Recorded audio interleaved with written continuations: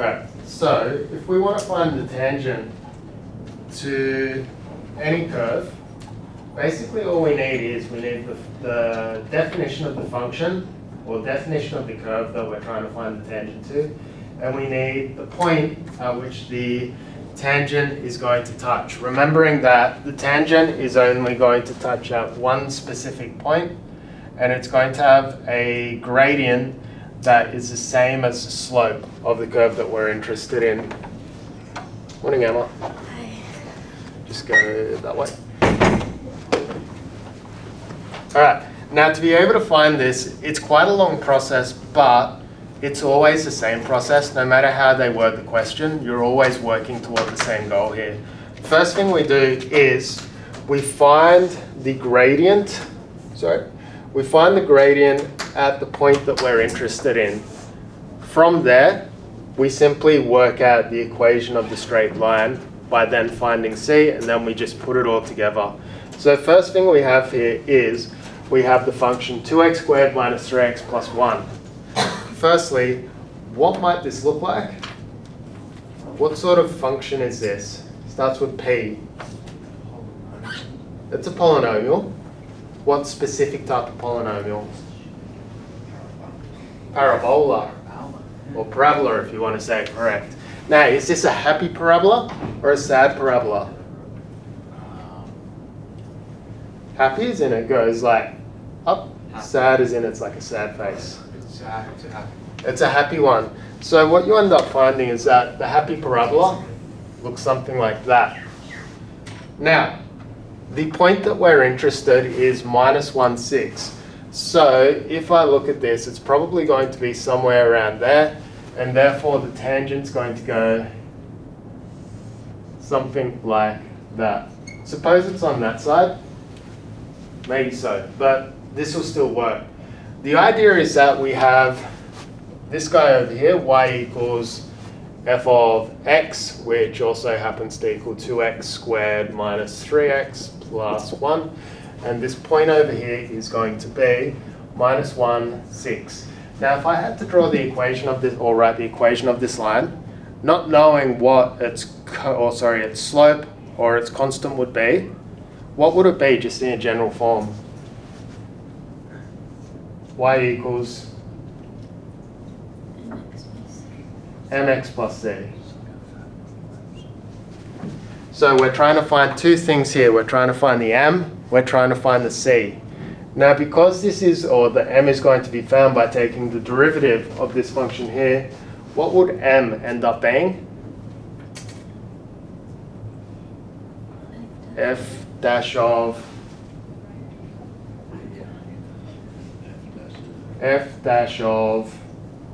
minus 1 here.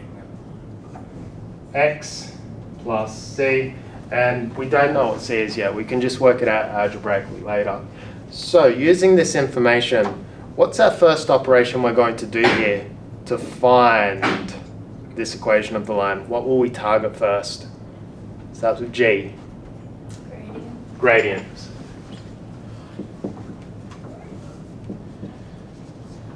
Now, is there an operation we can do to find the gradient of a curve at any given location of x, or any given value of x? Some sort of mathematical operation starting with D.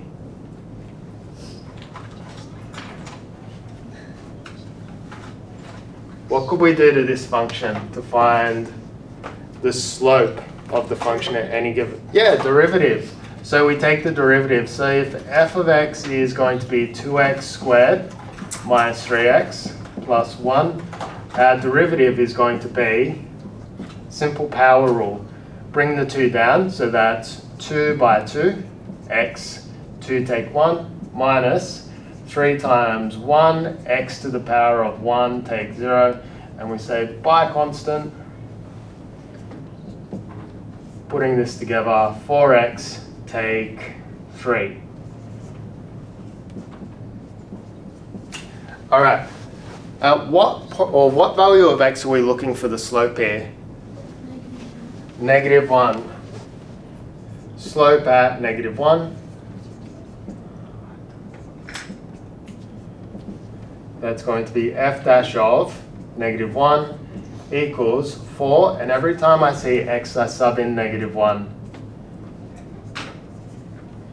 That's -4, take 3, and therefore that gives us 7. Are we following so far, guys? Do we need to take it back at all, or are we okay? Is it my writing, or it's confusing? No, I'm just a bit short-sighted. Okay. It'll only get worse. Okay, so now what we have is we have the equation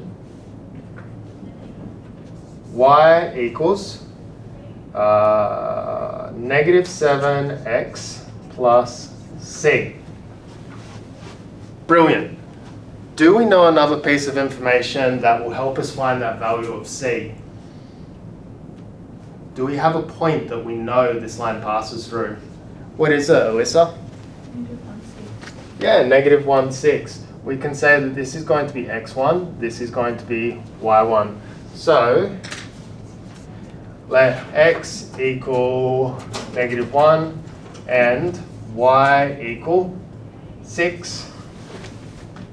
We can rearrange, so this is going to be c, this is going to be 6, take -1.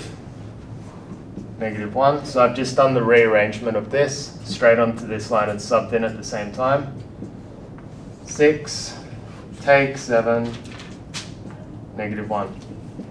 Therefore, our value of y is going to be -7x take 1.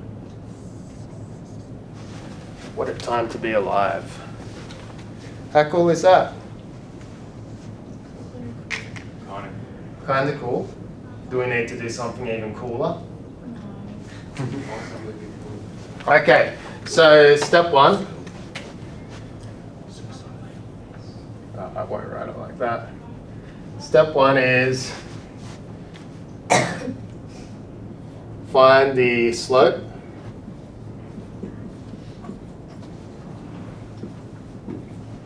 by taking the derivative.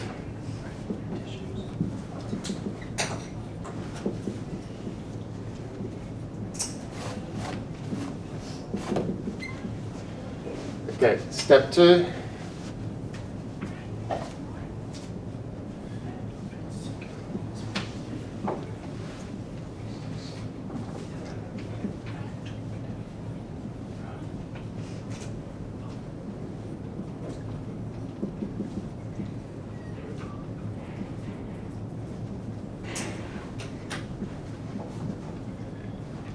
Build your tangent equation, and then step 3,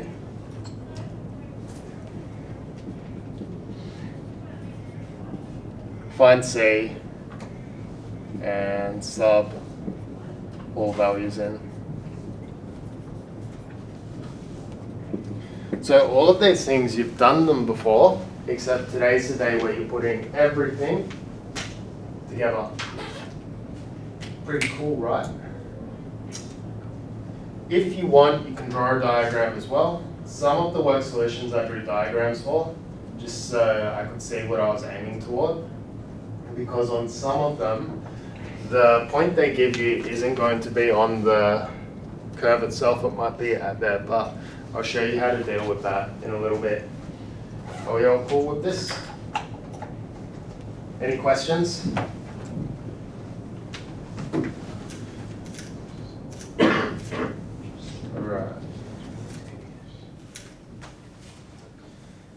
Where we are up to at the moment is Learning Intention 5. I do have the work solutions, I just haven't uploaded them yet or scanned them. In the book, it's got a bunch of formulas.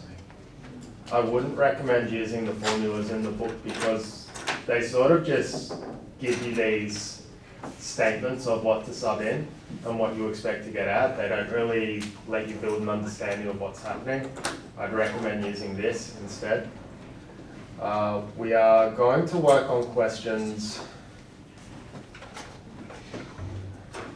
Question 1 is accessible.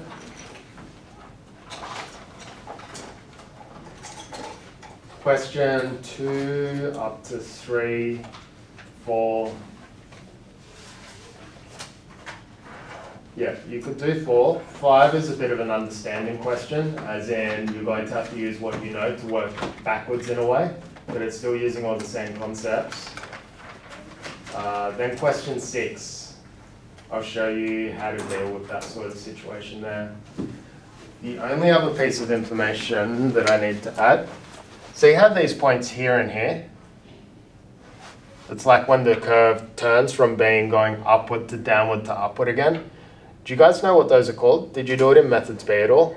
We did get told what they were called, but I can't remember. Starts with S.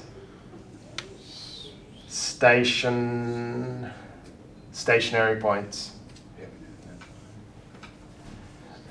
Okay. Yeah, In the book. we got shown like a dot, like Oh yeah, dash yeah. line. Okay. Yeah. We can do the dash. These are called stationary points. In this topic, in the book, they call them horizontal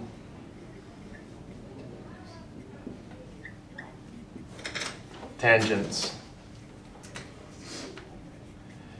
If the line is flat, what do you think the gradient would be?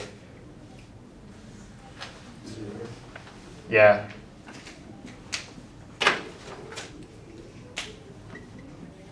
If the line is flat, it has a gradient of 0. So if you tried to figure what these would be or find the location of these, basically you take the derivative and then you set the left-hand side to 0.